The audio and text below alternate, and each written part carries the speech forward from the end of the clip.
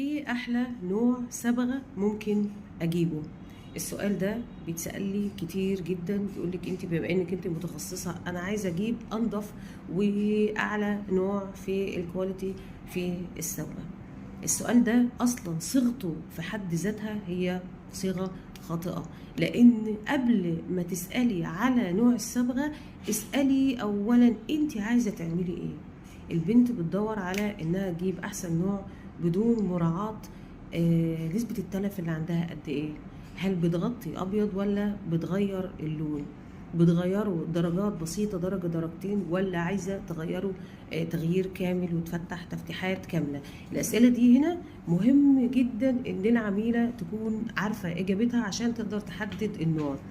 وابسط مثال انا هطرحه هنا، مثلا كلنا عارفين طبعا ماركه لوريال غنيه عن التعريف. لوريال نفسها ما قالتش انا صبغتي اعلى في الكواليتي وخلاص واكتفت بنوع واحد، لا. احنا لو دورنا في السوق هنلاقي لوريال بروديجي، لوريال كاستنج، لوريال اكسلانس، وفي انواع بره في اكتر من 3 4 كمان لوريال غير اللي موجودين هنا.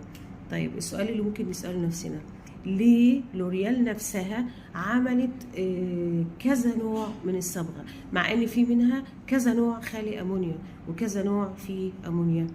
اذا حتى الشركات اللي هي انا بوجهكم للحته دي ليه؟ عشان تعرفي ان اصلا الشركه بتاعت الصبغه بتاعت لوريال شركه معروفه، هي كمان سكشنت الانواع عندها لتلبيه الحاجه اللي العميله بتدور عليها. فما ينفعش تسالي السؤال بشكل مطلق وتقولي انا عايزه افضل نوع. بس انا بقى يهمني توضيح نقطه مهمه في القصه دي. انت امتى الجا لمتخصصه بقى؟ لو انت هتعملي تغيير درجات عاليه وخصل والكلام ده، ما لهاش حل غير متخصصه، وتتخيري متخصصه كويسه.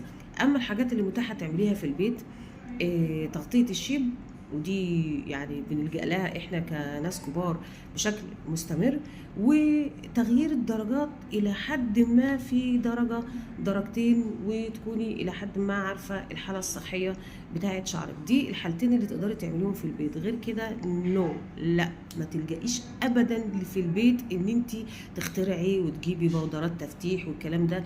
من المآسي اللي بتجيلي ان دايما البنت متصوره انها قرأت شويه على اليوتيوب، جابت معلومه من هنا معلومه من هنا، فداست من نفسها، وبيجيلي كل